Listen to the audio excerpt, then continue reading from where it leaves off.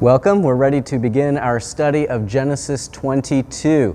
Let me begin reading the text of this great chapter. Now it came about after these things that God tested Abraham and said to him, Abraham, and he said, Here I am. He said, Take now your son, your only son, whom you love, Isaac, and go to the land of Moriah and offer him there as a burnt offering on one of the mountains of which I will tell you. And so begins the words of what is known in Judaism as the Akeidah. The Akeidah means, or is a Hebrew word that means binding, and it refers to the binding of Isaac. God calls on Abraham to sacrifice his son Isaac. Now this raises all kinds of questions. I want to deal with them as we work our way through the chapter.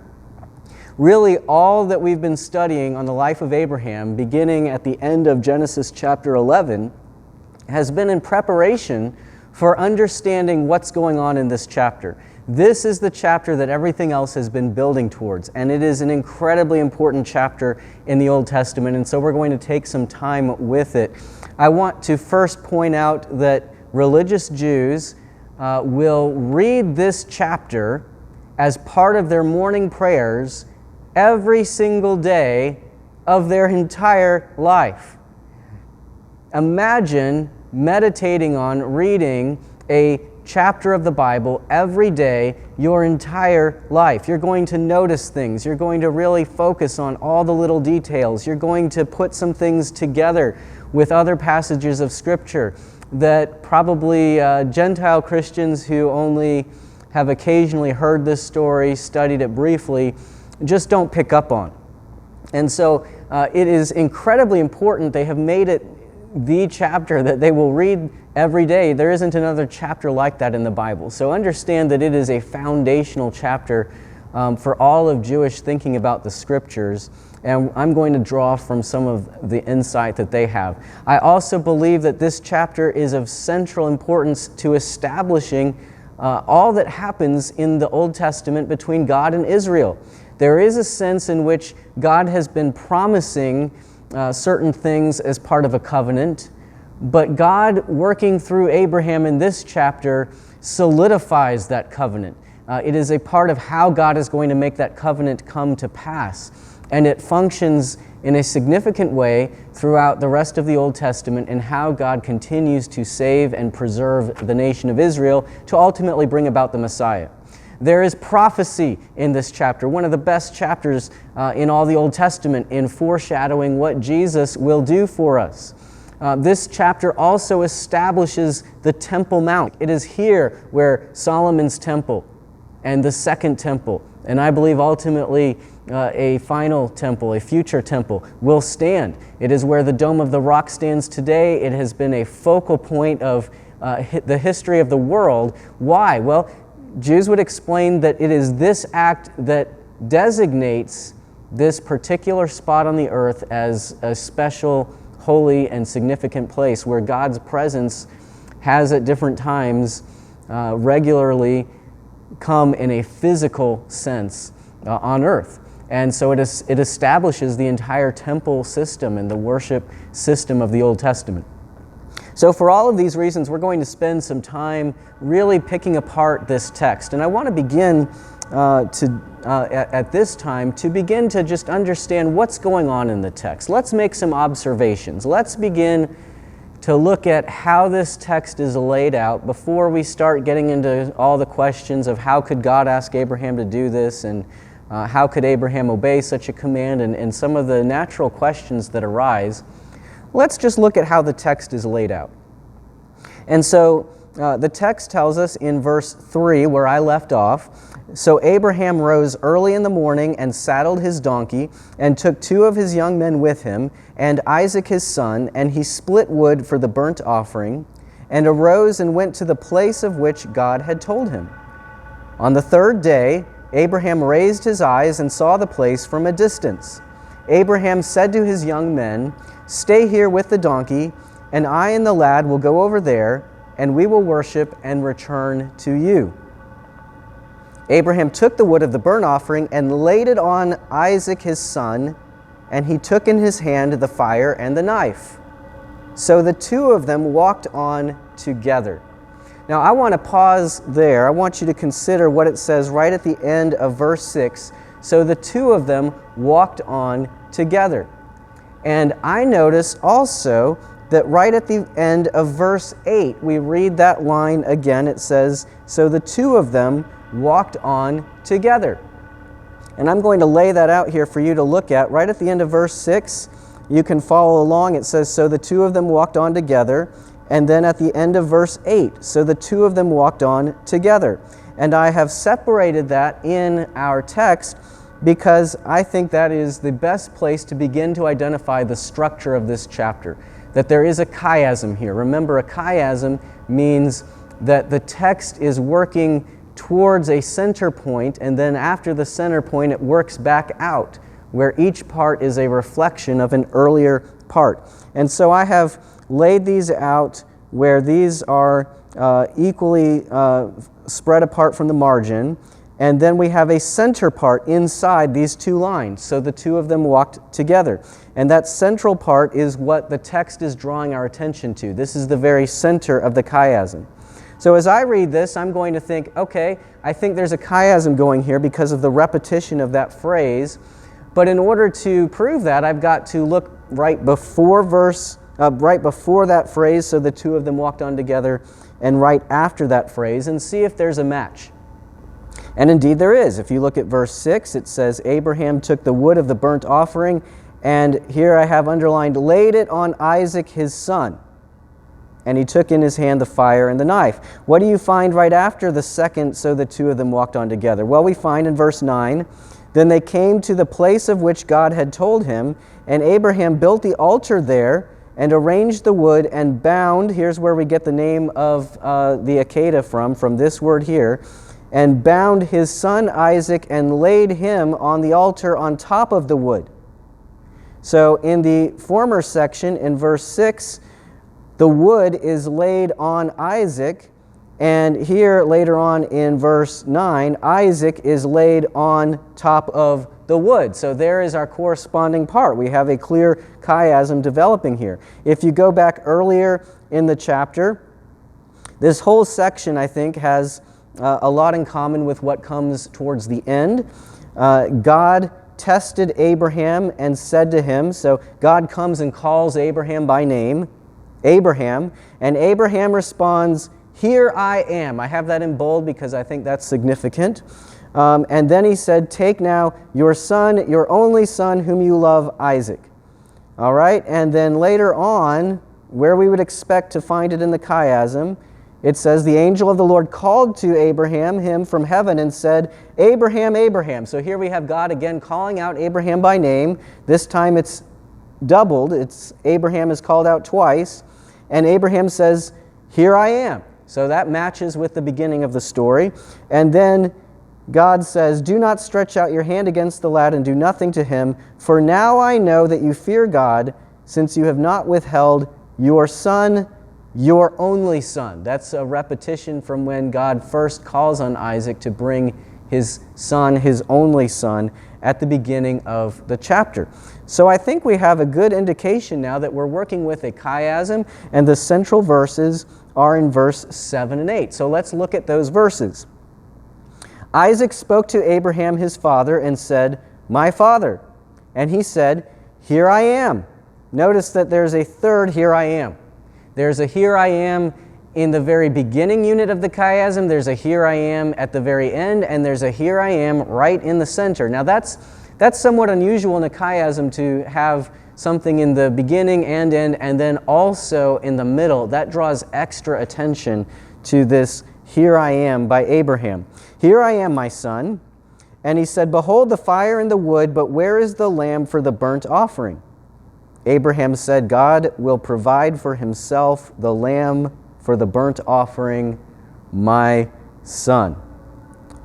All right, so we have a repetition here of my son. We have a lot of special focus here on Abraham's answer.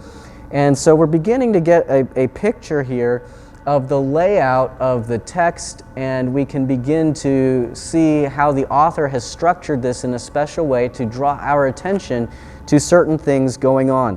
One question I think I need to answer before we go farther is, how old is Isaac when all of this is going on? Sometimes we hear a simplified version of the story that God calls on Abraham to sacrifice his son, and we assume that Isaac is a young boy that Abraham is going to sacrifice. But the text does not tell us an age. The text does not tell us Isaac was a child. In fact, I think the text gives us clues that Isaac is an adult who understands what is going on, what it is Abraham is doing. He realizes it at a certain point, not at the beginning, but at a certain point, and Isaac willingly submits himself to what is going on and allows this sacrifice to move forward, which indicates he is an adult. He is fully responsible for his own decisions. He has a free choice to make in this as well. So why would I say that? Well, if you look at Genesis chapter 22, there are some parts we're not going to focus in on. By the way, I'll just mention that in verse 19, just to complete the chiasm, there is one other step. In verse 19, after all this happens, it says, Abraham returned to his servants, and they set off together for Beersheba. And Abraham stayed in Beersheba. Well, that's exactly how chapter 21 ends. It ends with the verse 34, Abraham stayed in the land of the Philistines, meaning Beersheba. That's everything in the end of chapter 21 is about Beersheba. He stayed there for a long time. So there's yet another part of the chiasm that we have going on there. But then right after that, it tells us that Sarah lived to be 127 years old. Well, when was Isaac born? Well, when Sarah was 90 years old. So Isaac is now 37 years old when we start chapter 23. And that means Isaac may have been as old as 37 when the events of Genesis 22 take place. Now, Jewish tradition says that he was 37. The text itself doesn't tell us that exactly, but he was at least 13. You can put that together from carefully studying other parts. That's the age in which a Jewish man is considered to be an adult, and he is perhaps as old as 37. I would lean towards him being pretty close to 37, if not 37, at the time Genesis 22 takes place. That's important because as we look at that center of the chiasm, it will help us to make a little more sense of what's going on in the story. So having looked at that layout, let's go back now and begin to put together some of the meaning of the text. What is actually happening in this story? What goes on? So let's go back to verse 1. We know first of all that God is testing Abraham. It says in verse 1, God tested Abraham. And God has a reason for doing this. And we already know from the very beginning of the story that this is a test, that no harm is going to ultimately come to Isaac, that God already knows that he is not going to allow Isaac to be put to death, but God has some other purpose for allowing Abraham to demonstrate his faith, for allowing this to occur. Even though he knows Abraham isn't going to actually follow through with it, God knows that Abraham doesn't know it. And there's a specific reason God is going to test Abraham. It's going to have some benefit, some good that is worth putting Abraham through this test. So God tested Abraham and said to him, Abraham, and Abraham says, here I am. This is the first here I am statement. It shows Abraham is ready to listen, has faith in this God, is ready to follow this God's instructions to him. He says, I'm available. I'm here. I'm listening. Here I am.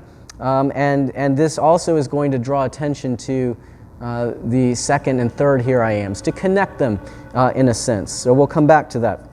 Verse 2, God says, take now your son, your only son, whom you love, Isaac. There are 4 different ways God describes Isaac or identifies Isaac. Why is that? Well, I believe God is recapping Abraham's entire faith journey. From the very beginning, when God appeared to Abraham, when Abraham was 75 years old, now it is much, much later. Abraham is now 137 years old or close to it if you add up the math. And so in this long journey of faith that began when Abraham was 75, God appeared to him and said, you, even though you're childless, even though your wife is too old to have children, you're going to be the father of many, many descendants. There's going to be many nations that come from you. And so in this particular passage, God tells him, take your son, but not just any son, because remember, Abraham has more than one son. He's also had Ishmael. He believed first that his servant would have to be the means by which he would leave the estate, leave all of his family possessions to, but then he had Ishmael, and he believed Ishmael would be the son that would carry out God's promise of having many descendants. And then God came to him and said, no, not Ishmael, but someone who is actually not only your descendant, Abraham, but Sarah's child. And then Isaac comes along. And so it's as if God is reminding him of this whole journey of how God has built Abraham's faith step by step.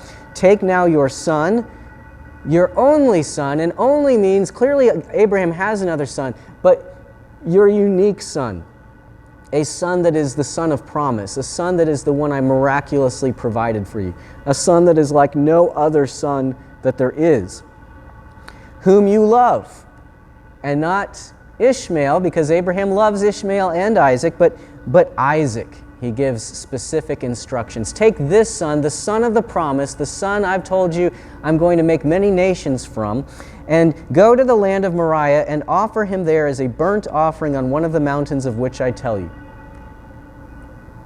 What a command to consider taking your son and offering him as a burnt offering. Human sacrifice was common among pagan nations around, but this isn't the kind of thing God has asked to do before.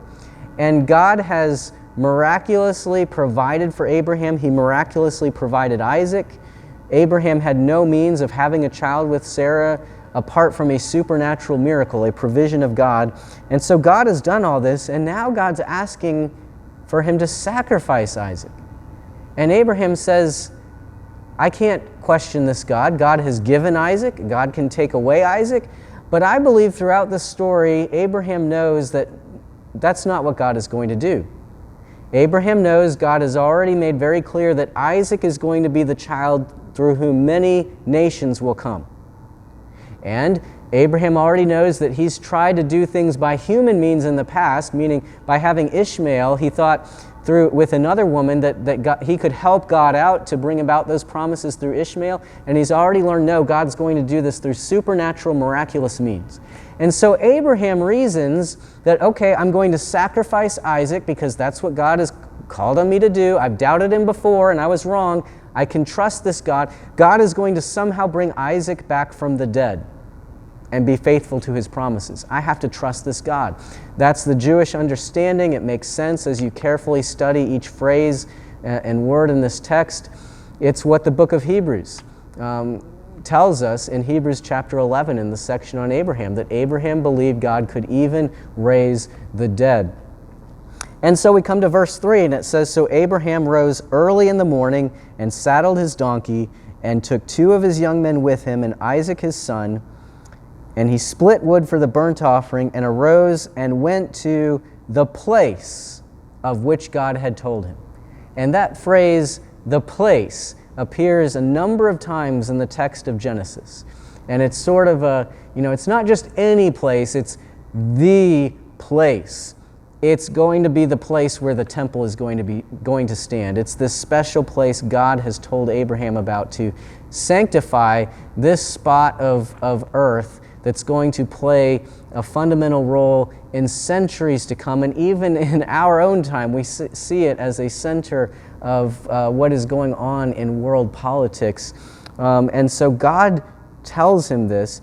Abraham has Isaac with him. He's saddled his donkey. I've got to start to bring about some of the prophetic significance of this. How does Jesus arrive at the place. When he comes to Jerusalem to offer himself as a sacrifice, he enters into the temple. That's the first thing he does when he gets to Jerusalem. He comes to the place, and he's riding on a donkey, right? So there is even Jewish tradition that the Messiah will come on this very donkey somehow. It will be preserved, that it's the same donkey Moses had that's referred to in Exodus.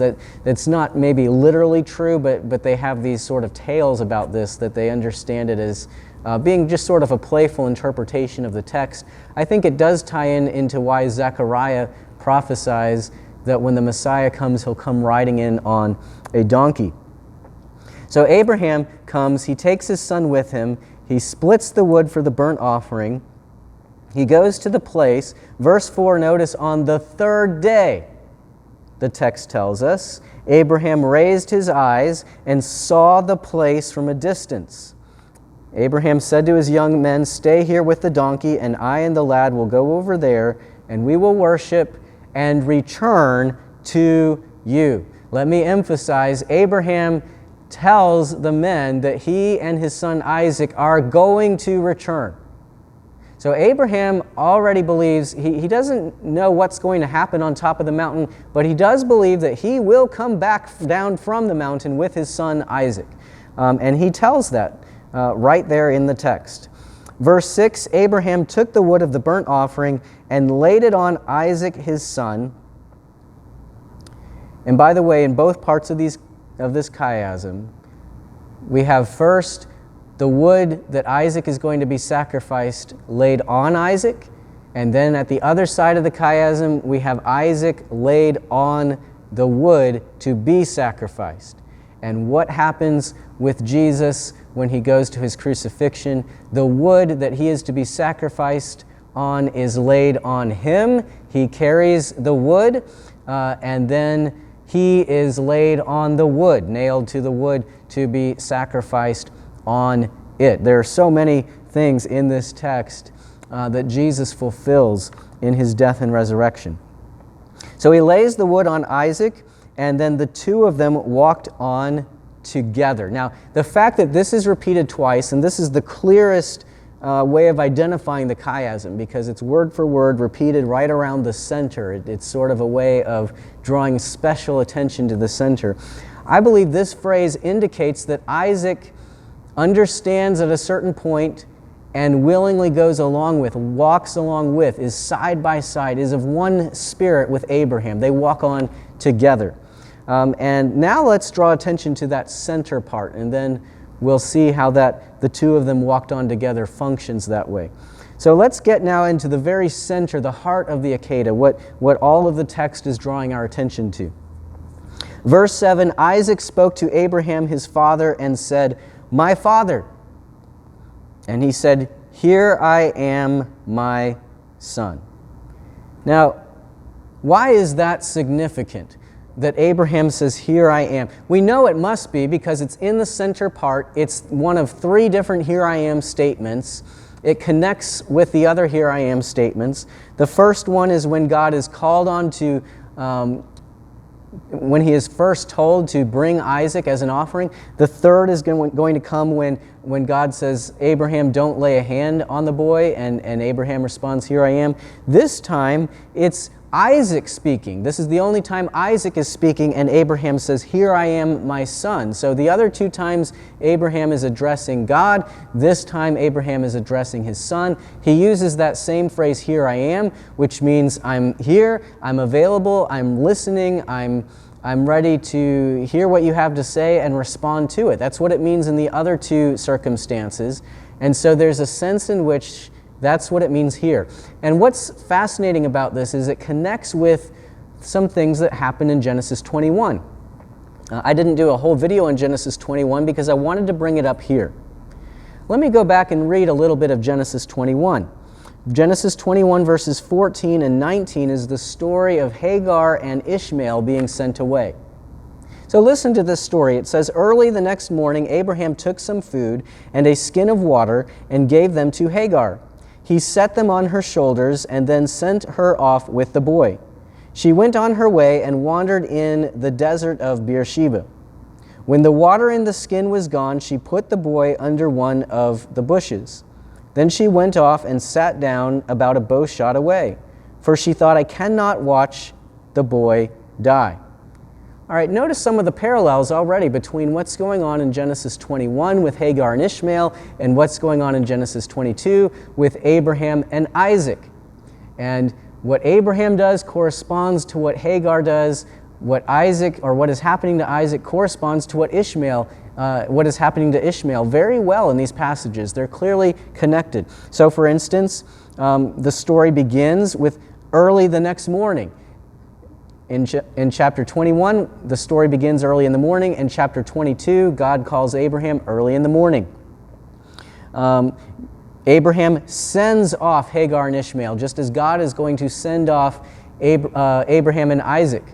And then we notice that when the water is all gone, she puts the boys under one of the bushes. So just as Abraham is going to put Isaac underneath this wood for the sacrifice, so Hagar places Ishmael under some bushes, which would include wood, a different kind of wood, obviously, but a type of wood. And then she goes off and sat down about a bow shot away, for she thought, I cannot watch the boy die. So in both cases, the child is going to die. Now, Ishmael also is an adult by now. Every boy is a mom's boy, even when they're a full-grown man. They're still my baby boy. And so I think that language is going on here. Ishmael is legally an adult at this time in the story. In fact, easily beyond qualifying as an adult, probably at least in his 20s at this point. So she leaves him to die, just as Abraham is going to bring Isaac to die. All right, but here's the key difference. We notice all these similarities, but there's a big difference. Hagar leaves Ishmael, goes away a certain distance, because she can't be there to watch him die. So she leaves him alone, separates herself from him, goes a distance away, and it's God in verse 17 who hears the boy crying, and then the angel of God comes and rescues Ishmael, provides water so that Ishmael will not die of thirst, just as God will provide a ram so that Isaac does not actually die in the sacrifice. The one difference is where Hagar leaves Ishmael alone, Abraham, when faced with the similar testing, he says, "Here I am." And that's the significance of the third "here I am." We see another example of the great faith of Abraham. He is called to do this task by God. It is a great test of his faith. God says, Abraham, take your son and sacrifice him. And so not only is Abraham going to follow God even at the cost of his son's life, even having to have his son sacrificed, but Abraham is going to himself be there with his son. Abraham is not going to abandon his son. Abraham, imagine you know what you're planning to do, and your son says to you, "My father." And actually, I think that whole line indicates that Isaac is beginning to realize or putting together what's going on. And Abraham could duck the question, could say, I can't do this, I'm going to run away, I'm going to hide. But Abraham says, no, I'm going to stay here with my son. That's the importance of, so the two of them walked on together. That's why it's repeated. Now, look back at the beginning of verse 7. It says, Isaac spoke to Abraham his father and said, my father. Notice how oddly worded that is. This is the beginning of the center unit, so everything here is very important. The verse could simply say, Isaac spoke to his father Abraham, my father. Or Isaac said to Abraham, my father. But there's two different ways that the text says Isaac spoke. It says Isaac spoke to Abraham, his father, and said. And in the Hebrew, this is actually a little stranger. It's kind of like it just says Isaac said to his father and said. It's like, why do we need that extra said? Why not just leave it out? And Jewish tradition says that, well, actually Isaac said something there that's not written down. We're not meant to hear what it is Isaac said. But this does certainly draw attention to, or heightens the tension. What is it that Isaac said there? Why is it that Isaac said something and then says something again? It almost builds, in my mind, it builds this tension of Isaac's voice is trembling as he talks. He's thinking carefully about what he's going to say. We're really focused in on Isaac speaking. And notice that in verses 7 and 8, let me just draw attention to, this is the only conversation we have in Scripture between Isaac and Abraham. I mean, you think about, these are the great patriarchs, Abraham, Isaac, and Jacob. Here are two of the three, Abraham and Isaac. And we don't know a whole lot about the things Isaac did and said compared to Abraham and compared to Jacob. This is Isaac's sort of main role in the text of Genesis. This is where he gets the featured story. And this is the only conversation. I'm sure Abraham and Isaac talked about all kinds of things, but this is the only words they exchange in the text occur in verses 7 and 8. And we have this awkward start to this conversation. Isaac spoke to Abraham, his father, and said, "My father." And I think that tells us that Isaac is thinking, okay, am I the sacrifice? It's starting to look like I'm the sacrifice. And Abraham responds, "Here I am, my son." And he said, "Behold, the fire and the wood, but where is the lamb for the burnt offering?" Abraham, am I the sacrifice? That's what he's really asking here. And Abraham said, "God will provide for himself the lamb for the burnt offering, my son." And there's some lack of clarity here. Is God going to provide a lamb so that Isaac doesn't have to be the sacrifice? Or is Abraham saying, you are the lamb that is going to be the sacrifice? Especially in the Hebrew, you can read it either way. And it seems like Abraham himself isn't sure about what's going to happen on the mountain, but I do believe Abraham has full confidence that one way or the other, Isaac is going to come down from the mountain with him. And I think Isaac has that faith as well, because it says, so the two of them walked on together. They're of one heart and mind. Isaac says, whatever's going to happen on the mountain, I'm here with you. God is a God we can trust. I think we see a great example of Isaac's faith as well. He knows what's going to happen, and he submits himself to it. Another beautiful picture of the cross. Sometimes missionary atonement, the idea that Jesus paid for our sins on the cross, the idea that God inflicted this punishment on Jesus, even though Jesus was innocent, and say, how could God punish Jesus, an innocent person, and that somehow pay for my sin? It doesn't seem just. But one of the things you have to understand about the substitutionary atonement taught in Scripture is that Abraham and Isaac walk together, and God the Father and God the Son walk together. Jesus submits himself willingly to what happens. He is in agreement with God's plan, just as Isaac is in agreement with Abraham's plan.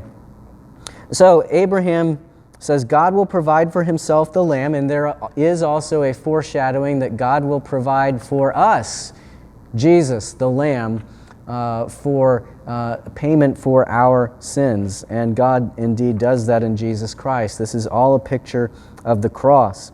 While we're here, let me go ahead and talk about the other parts of the prophetic significance that points to Jesus. There is a type of resurrection in this text. Let's go on and read in verse 9 what happens. It says, "Then they came to the place of which God had told him, and Abraham built the altar there, and arranged the wood, and bound his son Isaac, and laid him on the altar on top of the wood." Again, the wood was placed on Jesus, then Jesus was placed on the wood when he was sacrificed. Same thing going on here. Abraham stretched out his hand and took the knife to slay his son. But the angel of the Lord called to him from heaven and said, "Abraham, Abraham." And he said, "Here I am." He said, "Do not stretch out your hand against the lad, and do nothing for him. For now I know that you fear God, since you have not withheld your son, your only son, from me." Then Abraham raised his eyes and looked, and behold, behind him a ram caught in the thicket by his horns. And Abraham went and took the ram and offered him up for a burnt offering in the place of his son. Abraham called the name of that place, "The Lord will provide," as it is said to this day, "In the mount of the Lord it will be provided." Okay, so here we have a type of death and resurrection. Isaac doesn't literally die, but in Abraham's mind, Isaac is as good as dead. He is about to bring the knife down and kill Isaac. And in a playful interpretation, Jewish tradition has long held that Isaac, in some sense, did die on the mountain. And they believe that he was brought back to life. And so there are a number of sort of creative interpretations and stories around this text that Isaac actually for a moment died and then was immediately resurrected. And that, of course, fits very well with Jesus Christ dying for our sins and being raised to life. And when is it that Isaac, in a sort of metaphorical, playful sense, dies? Well, it's when Abraham is told, "Take your son, and you're going to sacrifice him on the place I will show you." When does that happen? Well, it's on the third day. If you noticed, I emphasized that when I read that back in verse 4. It says, "On the third day, Abraham raised his eyes and saw the place." So Abraham, in his mind, Isaac is going to die, but it is on the third day that Abraham receives his son back alive. So there is a third day resurrection. I think Jesus certainly pointed this out when he's explaining to the disciples how the Scriptures foretold a death and resurrection. Paul even explicitly says in 1 Corinthians 15 that Christ died for our sins according to the Scriptures, that he was buried. On the third day he rose according to the Scriptures. So Paul says the Old Testament Scriptures taught a third day resurrection. This certainly has to be one of several passages I could point out that Paul had in mind for that resurrection. And beyond that, I think we also have to think of the significance of this being a one and only son who willingly dies. This phrase is repeated multiple times. "Take your son, your only son." At the end of the chiasm, it's your son, your only son. And we have, of course, in John 3:16 that God so loved the world that he gave his one and only son. It's certainly echoing, it's drawing attention to this passage that John is telling us Jesus is the fulfillment of what Isaac is pointing to. So let's talk a little bit about how this passage functions in the future of the nation of Israel. And that's another whole important aspect to this text. And that really comes at the end of the story. So if you will look at Genesis 22, verse 15, it says, "Then the angel of the Lord called to Abraham a second time from heaven and said, 'By myself I have sworn, declares the Lord, because you have done this thing and have not withheld your son, your only son,'" here it is repeated again, "'indeed I will greatly bless you, and I will greatly multiply your seed as the stars of the heavens and as the sand which is on the seashore, and your seed shall possess the gate of their enemies. In your seed all the nations of the earth shall be blessed, because you have obeyed my voice." So you have another little chiasm here. God says, because you have not withheld your son, and then he repeats the promise of the covenant that we saw back in Genesis 12, again in chapter 15, again in chapter 17. Here it is again in chapter 22, and then there's that repetition, because you have obeyed my voice. So because you have obeyed is on both sides of this repetition of the covenant promises. Now, that raises some questions in my mind. Didn't God already promise that he was going to make a great nation and bless all nations through Abraham's descendants? Wasn't it already something God was obligated to do because God promised it? Why now does God say, because you have done this, Abraham, therefore I will be faithful to my promise? Which is it? Did God promise it to Abraham unconditionally, or did Abraham do something that is in some way necessary for God to fulfill his promise? And I think the answer is both. I think both of these have to fit together because the text tells us both of these things are true. And so what I think is going on is that for God to be a just God and for God to fulfill certain promises to Israel, to a nation that is not going to be faithful to him, there has to be something established that makes this covenant contract legally binding, that makes it proper for God to follow through on this covenant, that the covenant in some sense remains intact and in place legally because it is a partnership where God has made certain promises and the other party, Abraham, representing Israel, has been faithful to those promises. And so we see that come together here in this text. Now, does that mean that if Abraham had not carried out bringing Isaac to sacrifice him, that God would have sort of been able to take back his promise and not keep his promise? No, I think what's going on here is God would not have made this promise in the first place if he didn't know that he could work in Abraham's life step by step to bring Abraham to a place where Abraham would have this kind of faith response. God already knew that he was going to work in Abraham's life to bring Abraham to do this, and that would be the basis of which God could be righteous and just and fulfill his promises, even to and at times faithless covenant people.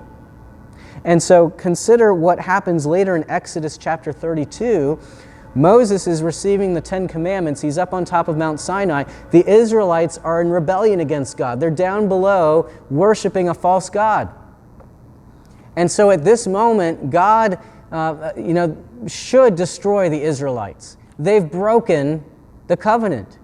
And he's now, in a legal sense, no longer obligated to fulfill his promises to these people.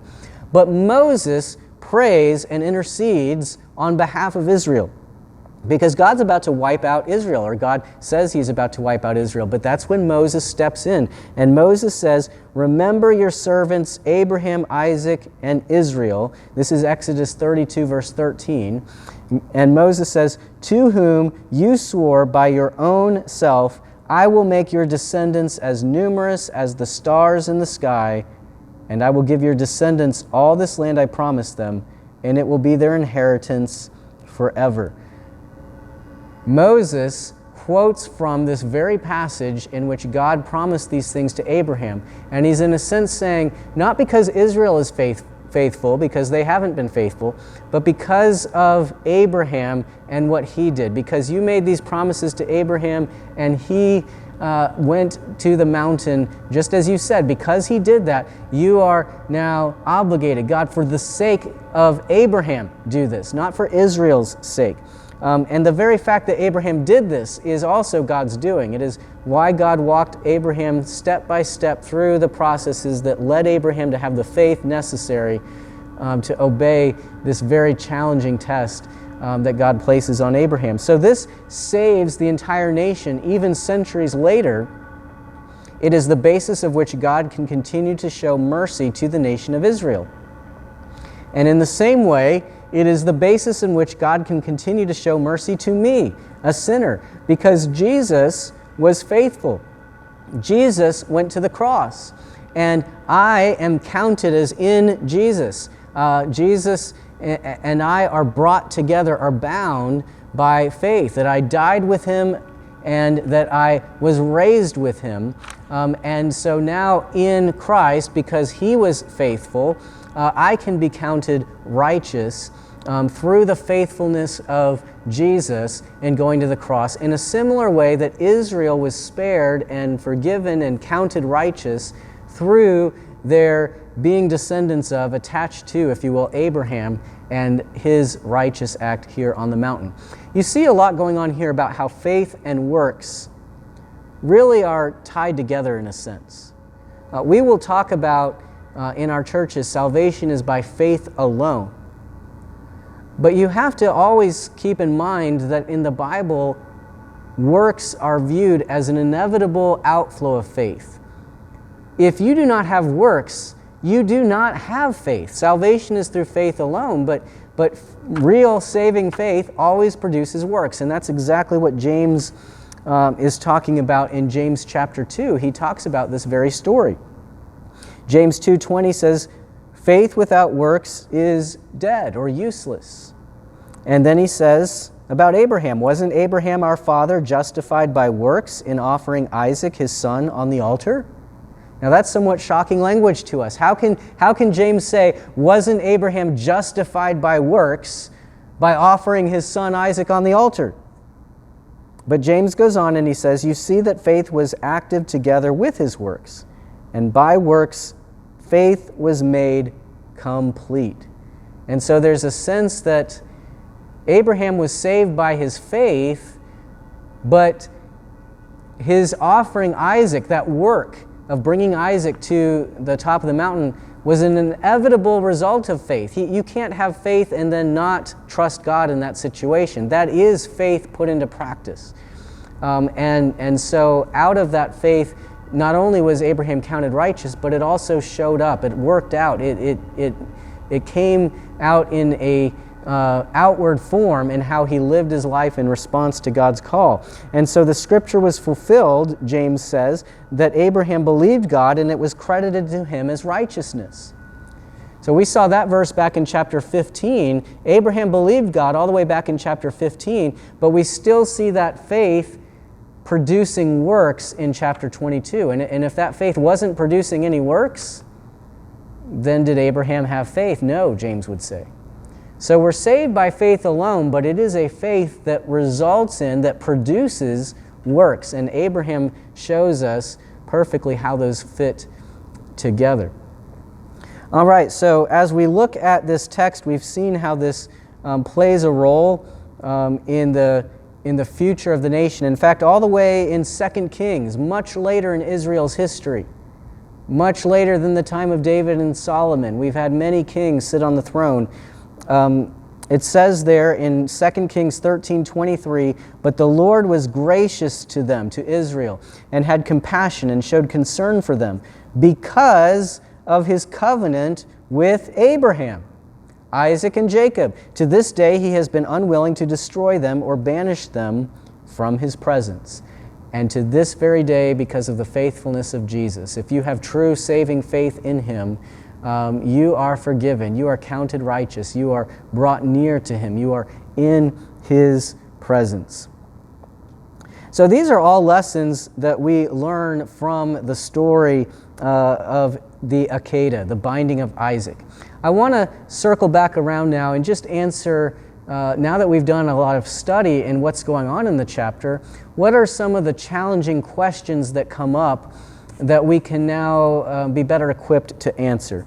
And the kind of questions that come up here, I think, are how could God command Abraham to kill his son, and how could Abraham follow a command like this? And many will object to the Bible and say, look, God is an immoral God. He asks for human child sacrifice.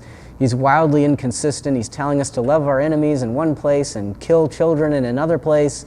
All right, how do we reconcile all that, given all that we've talked about in Genesis 22? Well, the very beginning thing I would do is recognize that God does have a right to take life. God is the creator of life. When I look at another human being, I'm looking at someone else who's created in the image of God. I and that person, we're on equal footing. And I don't have the right to take his life unless God gives that authority to me.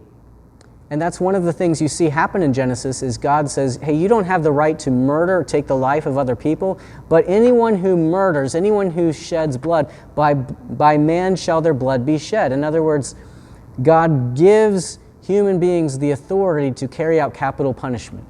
If someone murders, I'm going to give you the authority to take their life. You can't do that on your own authority. You have to get that authority from me. And so the fact is, no human being would exist apart from God. God uniquely creates human life, and so God is not in the same position as you and I. God is not bound by that same principle, because God, when he looks at a man, he's not looking at an equal partner. God is the one who gave life. God does have a certain right to take away life, that it's not the same thing if we take life. We don't have that right. God does. So we have to start there. God certainly kills people in the Bible. There's the flood, there's Sodom and Gomorrah, there's all kinds of stories. We have to recognize God does have the right to take life. It's not murder like it is if a human being kills another human being, but rather God, as the author of life, has a certain right and authority if there are circumstances that justify it. God doesn't just out of sort of an emotional anger say, oh, I don't like that person, I'm going to kill him. But God is the judge over all the earth. God has the right to take life. He may have sufficient grounding or cause that it is worth taking life because of some greater good. Human beings can't reason like that. Human beings aren't in a place where we can make decisions like that. But God, who is the author of life, who gives purpose to life, who knows the end from the beginning, who has infinite wisdom, who has ownership over life, he can make those kind of decisions. So we just have to simply start there and recognize it. Just as Job said, the Lord gives, the Lord takes away. We're not talking about murder here when God says, hey, there's a good reason why I need you to do this. And in Isaac's case, it is special, it is unique. Not only does God create all human life, but Isaac was a special miracle, a life created by God in the womb of a woman who is 90 years old for special purposes from the very beginning. So if God says, here's what needs to happen because this is my plan for Isaac, then Abraham has sufficient grounding to trust this God, that he is someone, because of his position, because of who he is, that I can follow a command like that, whereas I should ignore it if it's coming from anyone else, anyone who is not the author of life, anyone who did not create Isaac miraculously, anyone who does not determine our purpose and destiny. So that's just the first thing I would observe. Second thing, God can and does know a good purpose for giving this difficult command. As we've already looked at, God already knows that Isaac is going to come down from the mountain.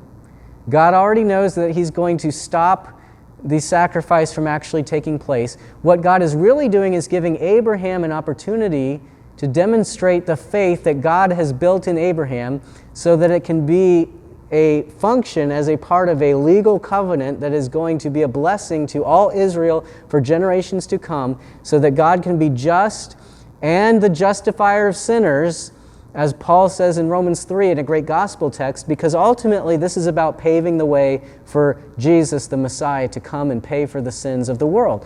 So there is a real benefit that comes out of this, that God has in place, that is the purpose behind this, that God brings about.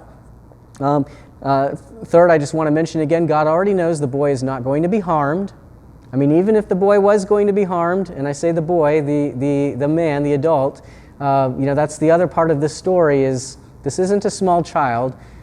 Isaac is an adult, and God already knows he's not going to be harmed. Abraham knows that his son isn't ultimately going to be harmed.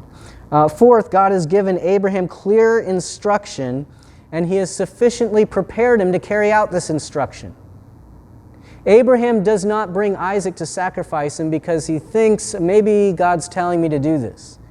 Or did I hear a voice in my head telling me to do this? God visibly appears to Abraham. Abraham has learned to recognize who God is.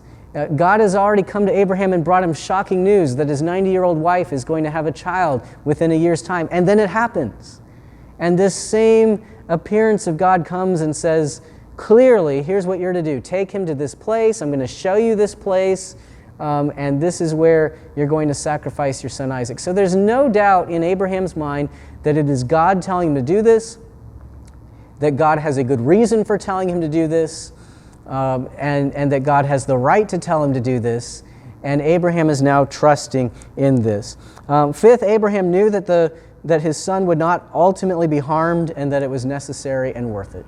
Abraham, we saw that in the text. He knows this all along. Isaac willingly goes along with it. They go to do this act together because they know God has some good purpose to do it.